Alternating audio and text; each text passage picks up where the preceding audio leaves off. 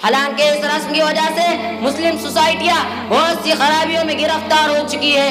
दहेज के नाम पर लड़की वालों की जानिब से मुख्तलिफ चीज़ों की मांग होती है, सामानों की फहरिस्त दी जाती है, आला फर्नीचर, उम्दा पलंग और कीमती अलमारियों का मुतालबा होता है। कोई गाड़ी की ख्वाहिश करता है तो कोई जायदाद का तालिब होता है, कोई जेवरात का मुतालबा करता है तो कोई तिजारत के लिए रकूमात का ख्वाहिशमंद होता है। यहाँ तक के निकाह के दिन पहना जाने वाला लिबास तक ससुराल वालों से भीख मांग कर पहनने में शर्म महसूस नहीं की जाती।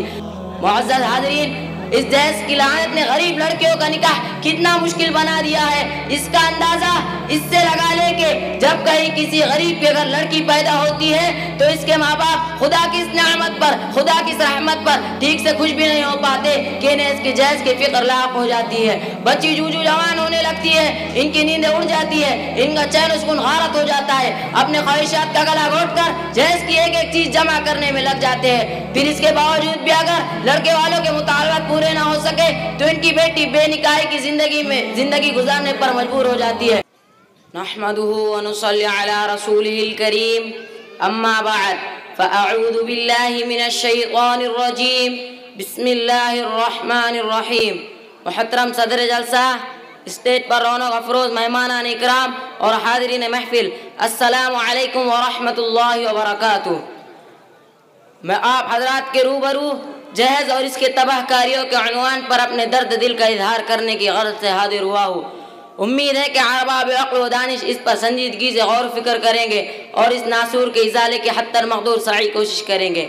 हजरात, आज मुस्लिम माशरा जिल्लत और रुसवाइयों की वादियों में भटक रहा है, जिसकी वजह इस्लामी तालीमात को पसे पुस्त डालकर गैरों के तौर तरीक़ों और तहजीब व तमद्दुन को इख्तियार कर फ़ख्र महसूस करना है। शादी ब्याह से लेकर तजहीज़ और तकवीन तक मुसलमानों में ऐसी ऐसी रस्म और रिवाज जड़ पकड़ चुकी है जिसकी वजह से मुस्लिम मुआशरा जिल्लत और रुसवाइयों की वादियों में भटक रहा है।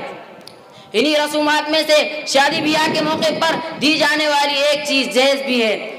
मुअज़्ज़ज़ हाज़रीन, निकाह से मुताल्लिक़ इस्लामी तालीमात पर गौर फिक्र करने से पता चलता है कि शरीयत के निगाह में निकाह महमूद है, जो बगैर किसी तकलीफ इंतहाई सादगी और सहूलत के साथ हो। दिगर रसूमात और खास कर जहेज जैसे क़बात का शरीयत से कोई ताल्लुक़ नहीं, बल्कि जहेज का लेन देन एक हिंदुआना रस्म है जो बदकिस्मती से हमारे माशरे में फैल गई। चूँकि इनके नज़दीक बेटी विरासत की हकदार नहीं है, इसलिए इसे जहेज के नाम से कुछ देकर माँ बक़िया विरासत से महरूम कर देते हैं। अफसोस का मकाम है कि अमल शरीयत से मुतसादिम होने के बावजूद हमारे माशरे में इस तरह राइज हो चुका है कि अब बगैर जहेज के निकाह का तस्वुर महाल होता दिखाई दे रहा है। हालांकि इस रस्म की वजह से मुस्लिम सोसाइटियाँ बहुत सी खराबियों में गिरफ्तार हो चुकी है।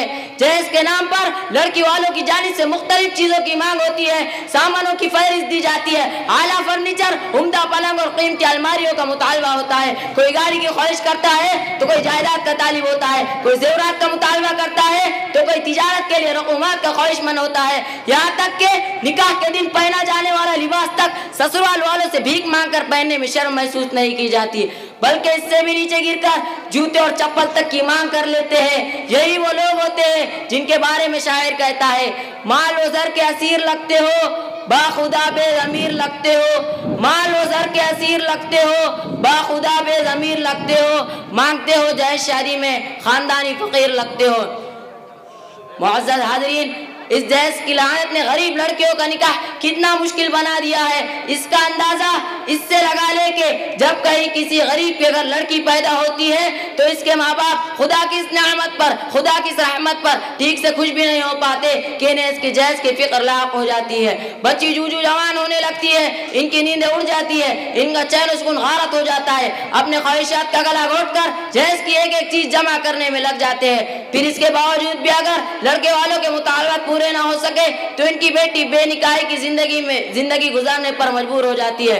और अगर कहीं किसी हरीज औलाजी का रिश्ता हो जाता है तो इसे मख्क सितम बनाकर जिंदा लाश बना देते हैं या फिर इससे जीने का हक छीन लेते हैं। इतना सब कुछ करने के बावजूद एक बार अपने लख्त जिगर का जनाजा देखने पर मजबूर हो जाता है और ज़बान हाल से यही कहता है, अब आया ध्यान ए आराम में जा इस नामुरादी में, अब आया ध्यान ए आराम में जा इस नामुरादी में, कफन देना तुम्हें भूले थे हम असबाब शादी में। मुअज़्ज़ज़ हाज़रीन, दहेज वो बुराई है जिसकी वजह से कितनी लड़कियां बेनिकाही की हालत में अपनी जवानी की दहलीज पार कर चुकी है, जिसकी वजह से कितने ही माँ बाप सूद जैसे हराम के मुर्तकिब हो चुके हैं, जिसकी वजह से कितने बापों ने हराम माश इख्तियार कर लिया, जिसकी वजह से कितने वालिदैन कर्जों के बोझ तले दब चुके हैं, जिसकी वजह से दुल्हन नजर, जिसकी वजह से कितनी लड़कियों ने गैरों से निकाह कर लिया, इस जहेज की वजह से हाथ धोना पड़ा।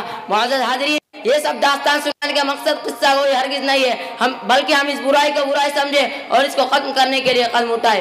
लिहाजा आज हम सब मिलकर इसी महफिल में हाथ कर ले हुए के निकाह को मसलून तरीके पर अंजाम देंगे, रस्म व बिदात से इंतजाब करेंगे, लड़के वालों से ना जहेज का मुतालबा करेंगे और ना जहेज की बुनियाद पर इन्हें लान और तान का निशाना बनाएंगे। और ये भी याद कर ले हुए कि जहेज का मुतालबा करने वाले फ़कीर ख़ानदानों में अपनी बेटी हरगिज़ नहीं देंगे, दीनदारी की बुनियाद पर अपने दामाद का इंतखाब करेंगे। अल्लाह ताला हम सबको रस्म व ख़ुराफ़ात से बचते हुए सुन्नत व शरीयत के मुताबिक ज़िंदगी गुजारने की तौफ़ीक़ अता फ़रमाए।